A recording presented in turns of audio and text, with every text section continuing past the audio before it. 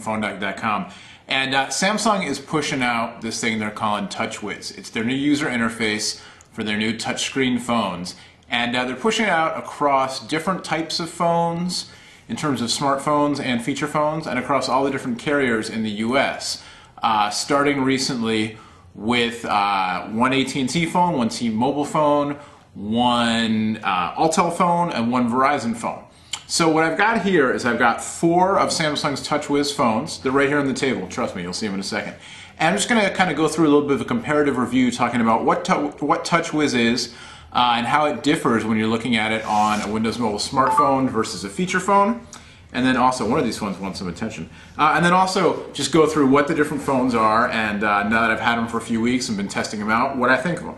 So we've got here the unlocked GSM version of the Samsung Omnia. This is a Windows Mobile device, unlocked GSM, so this one isn't a carrier branded phone. It's a European model originally, so it does not have US 3G. It has Edge and Wi-Fi and GSM obviously, but no 3G that'll work in the United States, but it will work in some places in other parts of the world. It's a Windows Mobile device. It's got TouchWiz on the front, full touchscreen, optical mouse, 5-megapixel camera with flash on the back. Next, we've got the newly launched Verizon version of the Omnia. More or less the same phone. I mean, it's basically, you know, same hardware, same size, 2 devices.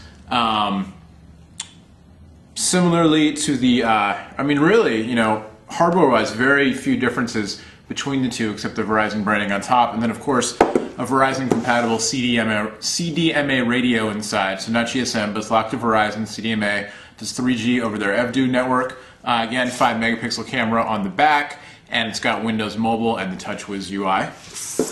Then we've got the AT&T Eternity, and this is not a Windows Mobile phone. It's also TouchWiz. It's also got the touchscreen, no optical mouse at the bottom, 3-megapixel camera on the back with no flash, and this phone has a 3.5mm headphone jack built in to the left spine there, which is different. The other phones, the Omnia, both versions, do not have a built-in headphone jack. They have the Samsung proprietary connector here, and the unlocked version came with an adapter, 3.5mm headphone adapter. The Verizon version, I believe, did not, but you can get one to use, or you can go straight up Bluetooth. And the Eternity, just a little bit smaller. I don't know if you can really see here. You can see the Omnia in the back sticking up just a little bit as compared to the Eternity. The Eternity is a little bit smaller, and actually, well, about the same thickness. And then the Eternity also does AT&T's mobile TV service, although it doesn't work here in the San Francisco Bay Area where I am. And then we've got the T-Mobile Behold, and this phone is actually the smallest of the ones that I've got. If I hold it up with the Verizon Omnia, you can see it's noticeably shorter and a little bit narrower as well. Again, a TouchWiz feature phone, no Windows Mobile on this, but the TouchWiz UI.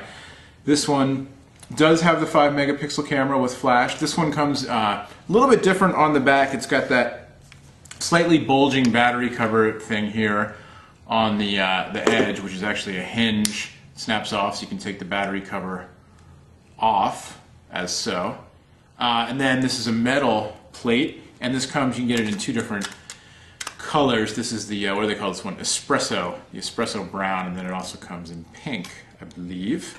And this phone also, like I said, not a Windows Mobile phone. It's a TouchWiz feature phone, 5-megapixel camera, and T-Mobile MyFace compatible and that kind of stuff. So you've got your, we'll put the unlocked phone on the side. And there's also the Delve, which is for Alltel. Also a TouchWiz phone. I don't have that one because Alltel doesn't have service out here where I am, so there's no point in me reviewing it. But back at the Phone Dog East offices, Tom and the rest of the folks over there had a Delve to play with, and we're pretty impressed with it. So, but again, similar hardware.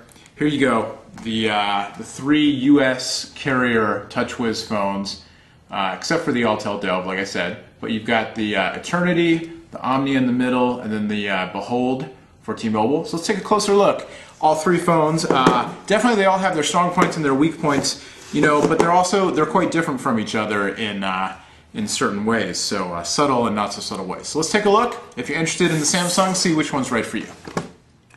All right, so again, like we were saying, Samsung, is making a push to have TouchWiz come out across all their different phones on different carriers. They're different touch-based phones, but across the different carriers, which is kind of a unique approach. But this is kind of what's going on with what's unique about Samsung's thing is that they're going to have it on whether it's a Windows mobile phone or a feature phone, a non-smartphone. So you're seeing HTC has their TouchFlow 3D on their new Touch Diamond and Touch Pro phones, which is a UI that sits on top of Windows Mobile. Sony Ericsson has their Xperia Panels interface. iMate just announced that they have a new UI, I think it's called Go, that'll sit on their Windows Mobile phones. So lots of customization going on top of Windows Mobile to try to make the user experience a little more customizable, a little more friendly to the consumer, a little more graphical than Windows Mobile is by default, that sort of thing. So first off, let's just go kind of feature-wise across these different devices. So the two Omnias here, like I said, are Windows Mobile 6.1 Pro smartphones, and these phones both will give you, kind of all the features. Windows Mobile, touchscreen and optical mouse down here at the bottom, which some people don't like. I really actually like the optical mouse. I think it makes it easier to zoom in on little things, or if you're browsing the internet, it makes it easier to go in onto little text links that might be harder to touch just with the touchscreen. These phones, the Omnias, come with a stylus, but the stylus, there's no stylus holder on the phone, so you have to carry it separately, which seems a little silly to me, but that's how they're doing it. But I think if you're using the phone with your finger and you like the optical mouse, you can definitely get away without using the stylus for most things. The Omnia, both versions of the Omnia come with Opera Mobile pre-installed, which is really nice, better browser, I think, than Internet Explorer, and it's nice to see that the Verizon version comes with Opera Mobile as well. The touch screens, we'll get to a screen here that really makes use of the browser. So accelerometer built in. They've got these fancy transition animations, or you can also turn those off if you want. So we'll go to phonedog.com here. And so both of the Omnias, again, Windows Mobile, they both have the 5-megapixel camera with autofocus and flash. The camera performance, a little bit disappointing, actually. The specs are great, and video capture, the specs are good on video capture in both these phones as well. But the actual performance, it's fine, but not as good as the 5-megapixel camera phones available from Nokia or Sony Ericsson, or even the Moto Zine ZN5 outperforms the Omnias when it comes to actual image performance. And additionally, they also outperform the Behold. The Behold and the Omnia, in terms of camera, pretty much the same performance, same image quality. We had our own Dr. Photo, my friend Adam, who is a professional photographer who's doing some stuff for PhoneDog now, review just the image quality in the photos. So you can check out detailed reviews of the cameras on these if you want to. But again, he concurred that the ZN5 outperforms the Samsung 5-megapixel camera phones. Anyway, so here's Opera Mobile on the Verizon Omnia, and you can see it renders the page really well. You can scroll around, a little bit of redrawing time and that kind of thing. But really, a pretty nice experience. And you can use the optical mouse to zoom around and to click on things. So if I wanted to go to the phone finder here, I can use the optical mouse to hone right in on it. Or you can double tap to zoom in, and so, pretty nice experience there. The Eternity, since we're looking at the web browser,